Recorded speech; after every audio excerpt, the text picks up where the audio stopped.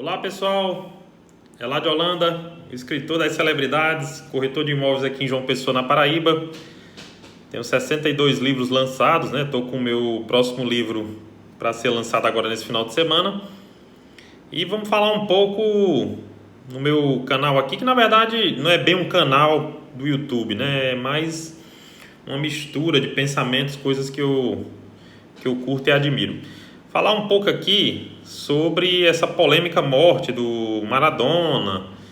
Estão muito se especulando sobre a figura do Maradona, se Maradona era um exemplo ou não, tudo isso. Bom, eu vou deixar aqui minhas impressões e o velho comparativo com o Pelé, mas minha intenção aqui não é colocar o Pelé e o Maradona em uma disputa, né? Até porque os dois foram dois gênios, né?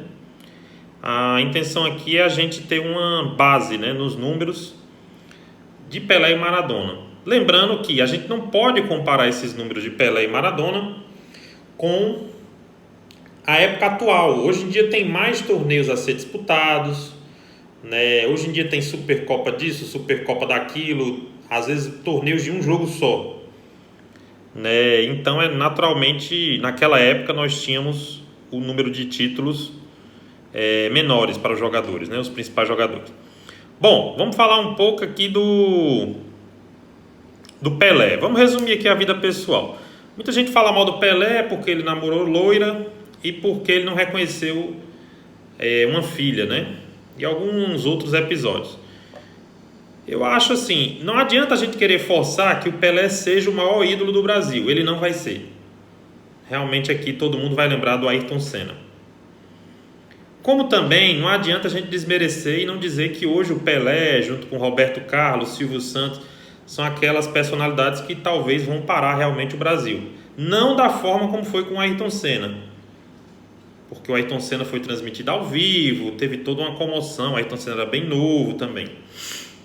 Mas sem dúvida nenhuma o Pelé realmente tem uma história incrível, né, na verdade, no futebol. Então eu acredito que essa questão da vida pessoal, quem já não teve problema, né? Eu acho que quem somos nós para julgar, né? Eu estou vendo muita gente aí, eu mesmo sou eleitor do Bolsonaro, votei no presidente Bolsonaro, e um dos slogans da campanha do Bolsonaro é Deus acima de tudo, né? Brasil acima de tudo, Deus acima de todos. Então eu fico vendo os eleitores de Bolsonaro, não todos, né? Alguns, julgando o Pelé e o próprio Maradona, quando na verdade um dos princípios divinos é justamente não julgar, né? A gente não julgar os outros, né? E aquela velha frase, né? Que atira a primeira pedra quem já não errou, né? Então assim, na minha opinião não cabe julgamento nem ao Pelé, né? Eu vi gente comparando até o Maradona com o goleiro Bruno, goleiro do Flamengo. O Maradona não matou ninguém.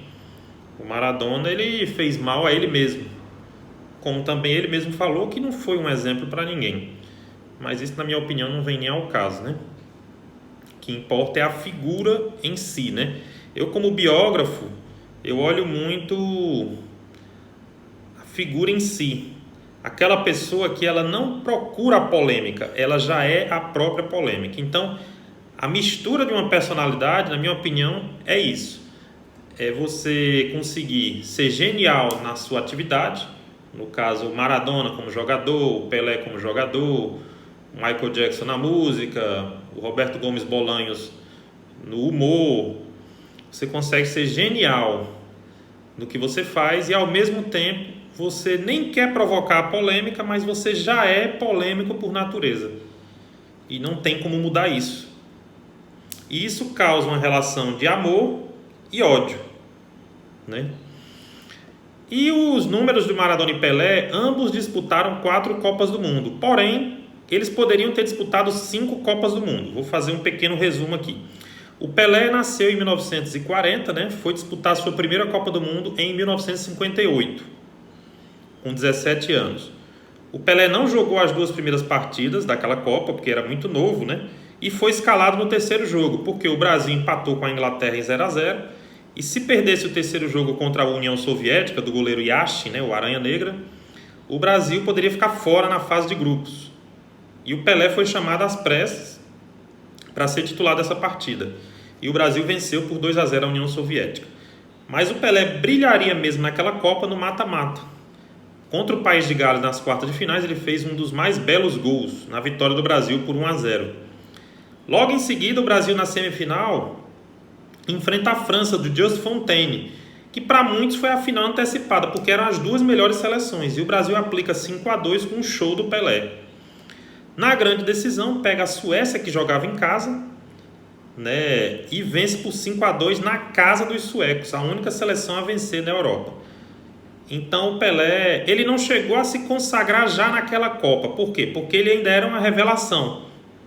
Sem querer comparar, mas vamos dar um exemplo. O Mbappé fez gol na final da Copa de 2018, mas era uma revelação. O Mbappé não era considerado o craque da competição, entendeu? E o Pelé conseguiu seu primeiro título fazendo 3 partidas sensacionais. Jogou 4 vezes, mas 3 partidas para não esquecer nunca mais. Em 62, o Pelé jogou a primeira partida. O Brasil venceu 2-0 o México.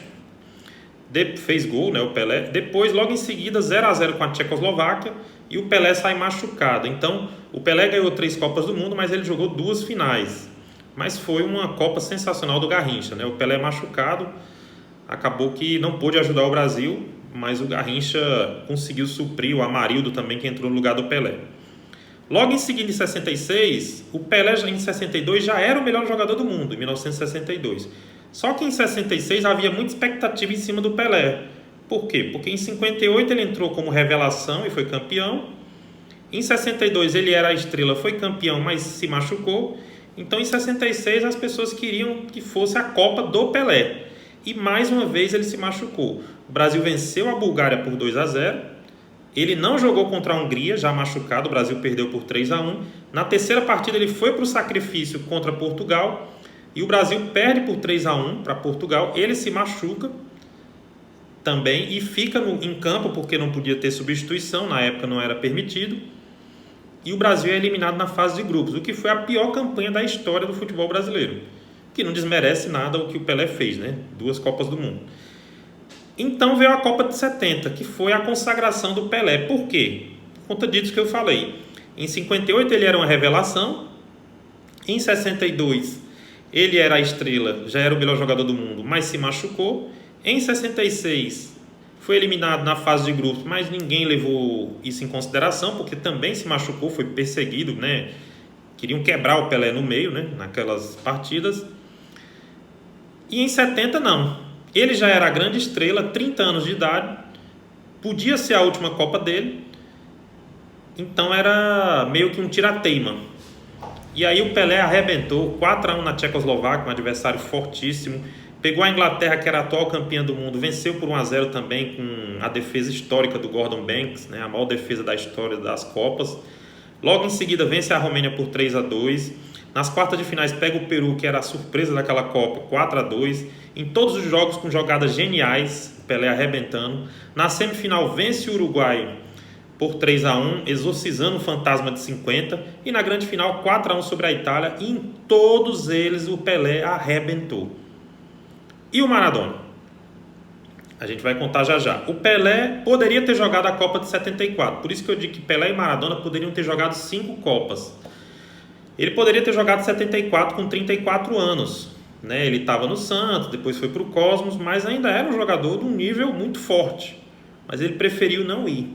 O que é uma pena, né? Porque com 34 anos o Zidane jogou, vários jogadores jogaram em alto nível ainda a Copa com 34 anos, né? E o Pelé não jogou. Poderia até não ser campeão, mas poderia ter feito lindos gols, ter feito mais algumas jogadas geniais. Já o Maradona nasceu em 1960, com 18 anos ele já estava arrebentando no Argentinos Júniors, né? E foi para a Copa de 78. Ele foi pré-relacionado, porém foi cortado de última hora. O técnico considerava o Menotti que o Maradona era muito novo e a Argentina foi campeã. E muita gente acabou esquecendo dessa história. Mas na verdade ele já poderia ter ganho uma experiência ali naquela Copa. Essa não convocação dele, ao meu ver, prejudicou o Maradona. Por quê?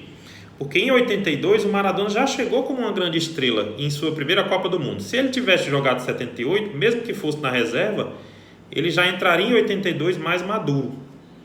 Então veio a Copa de 82, o Maradona teve um desempenho mediano, né? Era o melhor jogador do mundo, tinha se transferido do Boca para o Barcelona, então estava em alta, né? Disputava com o Platini e com o Zico, né? O posto de melhor do mundo naquela época.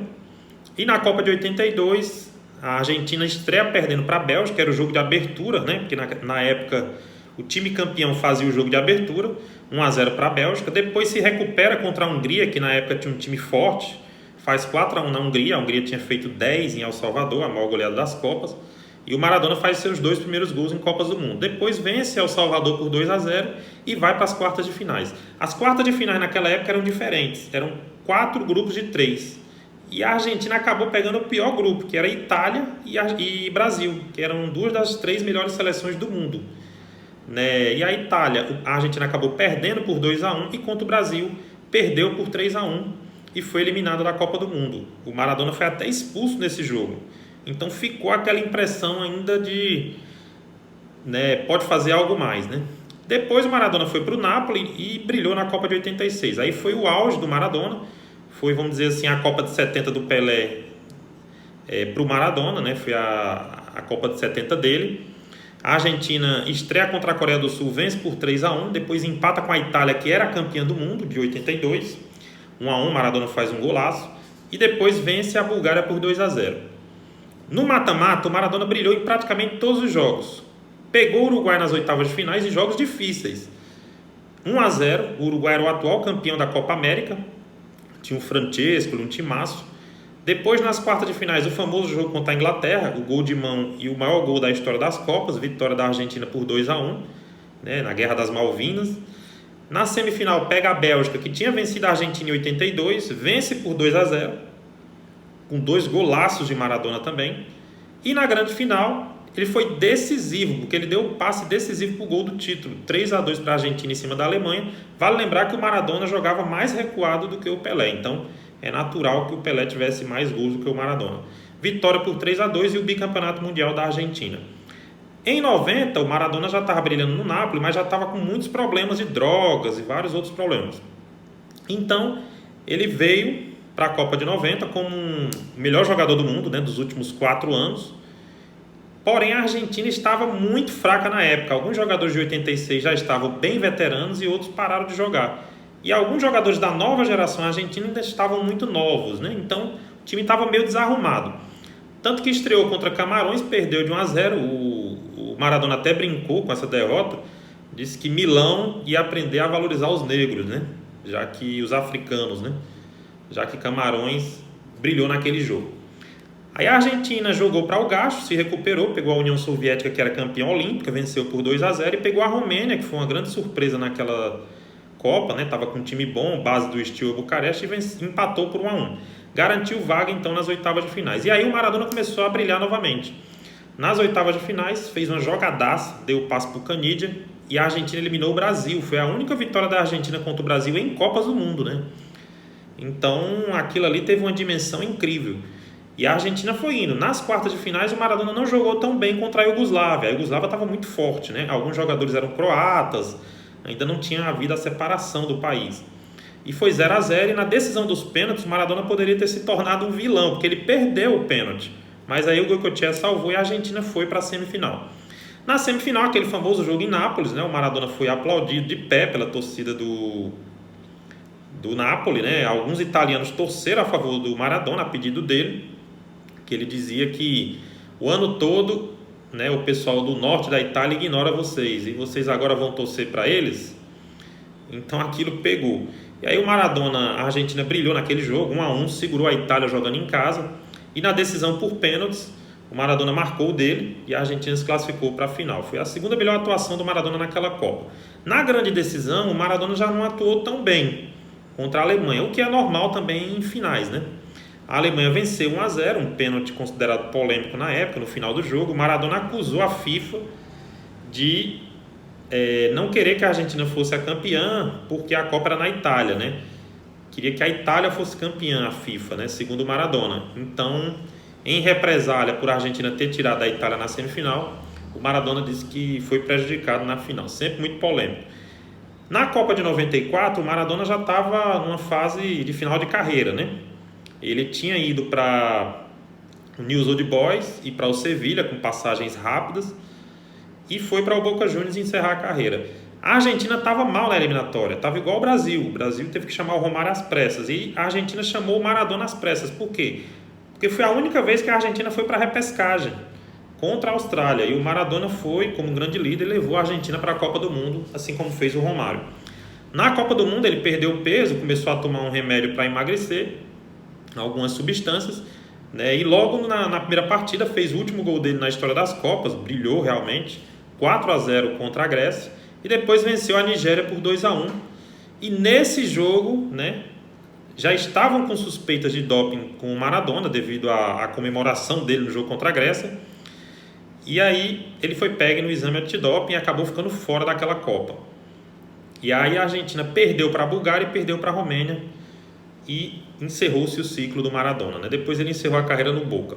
Então ele jogou 4 Copas, né? Chegou a 2 finais com um título, chegou a quartas de finais e chegou às oitavas de finais, né? Poderia ter jogado 5 se o Menotti tivesse levado ele em 78.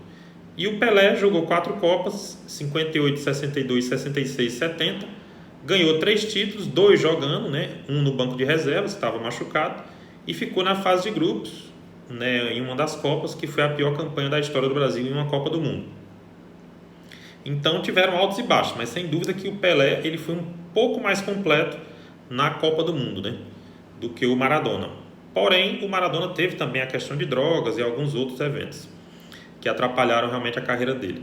Mas sem dúvida nenhuma, são 2 gênios do futebol que merecem respeito, e não só do futebol, porque o futebol ele transcende o campo, né? Eles acabam se tornando grandes líderes, né?